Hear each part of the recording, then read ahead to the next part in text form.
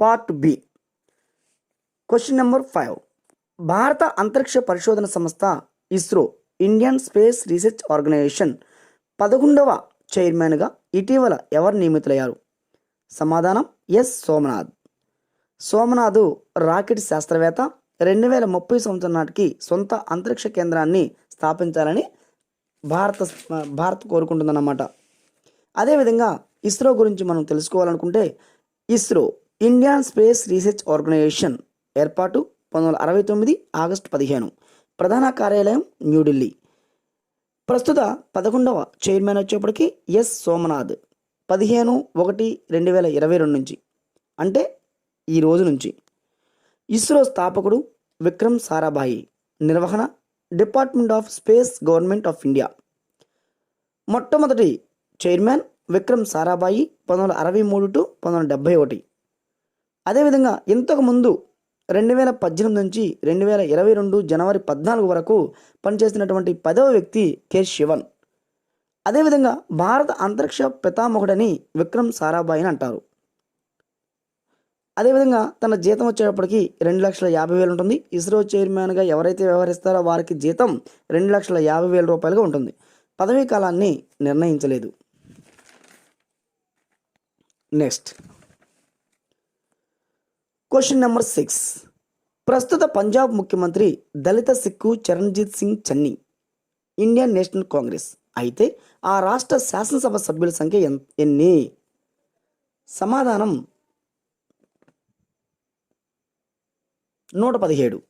సమాధానం 117. 403 వచ్చేటప్పటికి ఉత్తరప్రదేశ్, 70 ఉత్తరాఖండ్, 117 పంజాబ్, 40 వచ్చేప్పటికి గోవా, 60 వచ్చేప్పటికి మణిపూర్.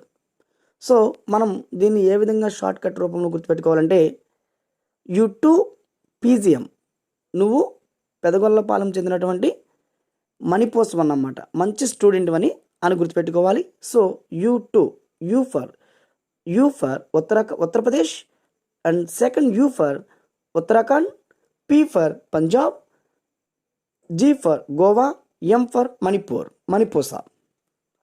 సో పంజాబ్లో దళిత సీఎం పదవి వరించడం ఇదే మొదటిసారి. ఎవరంటే చరణ్జీత్ సింగ్ చన్నీ. అదేవిధంగా పంజాబ్లో దళితులు వచ్చేప్పటికి 32% ఉంటారు. కానీ వీరు సొంత భూమి యొక్క యజమానులుగా 2% మాత్రమే ఉంటారన్నమాట. మొత్తం 117 స్థానాల్లో 34 స్థానాలు దళితులకు కేటాయించడం జరిగింది. సో రాష్ట్రం పేరు వచ్చేప్పటికి పంజాబ్, రాజధాని చండీగఢ్. అసెంబ్లీ స్థానాలు వచ్చేప్పటికి 117, లోక్సభ స్థానాలు 13, రాజ్యసభ స్థానాలు 7. గవర్నర్ వచ్చేప్పటికి ప్రస్తుత పంజాబ్ గవర్నర్ వచ్చేప్పటికి బన్వర్లాల్ పురోహిత్. చాలా ఇంపార్టెంట్ అండి. ఈ కాంపిటేటివ్ ఎగ్జామ్లో ఈ 5 రాష్ట్రాల నుంచి కన్ఫామ్గా ఒక బిట్ ఆడడం జరుగుతుంది. అదేవిధంగా క్వశ్చన్ నెంబర్ 7.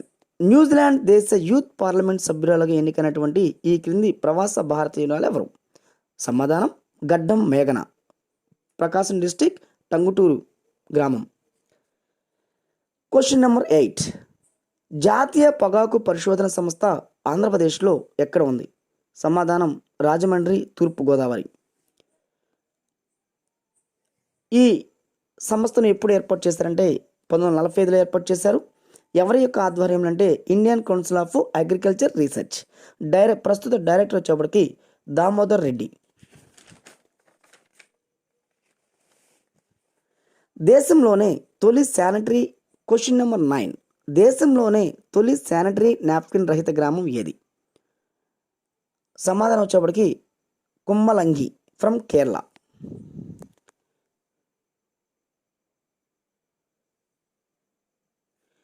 ఇటీవల వివాదాస్పదానికి గురైనటువంటి బ్రిటన్ ప్రధాని ఎవరు? సమాధానం బోరిస్ జాన్సన్. తదుపరి రేసులో ఉంది వ్యక్తి రిషి సునాక్. భారత వాతావరణ శాఖ ప్రకారం శతాబ్ద కాలంలో అత్యధిక ఉష్ణోగ్రతలు నమోదైన సంవత్సరాల్లో 5వ స్థానంలో నిలిచిన సంవత్సరం ఏది? సమాధానం 2021.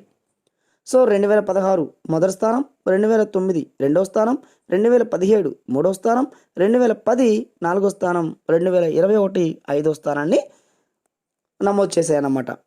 సో ఇది 1901 నుంచి దీన్ని లెక్కిస్తూ ఉన్నారు. 2021 సగటు ఉష్ణోగ్రత కంటే 0.44 డిగ్రీల సెంటీగ్రేడ్ ఉష్ణోగ్రత పెరగడం జరిగింది.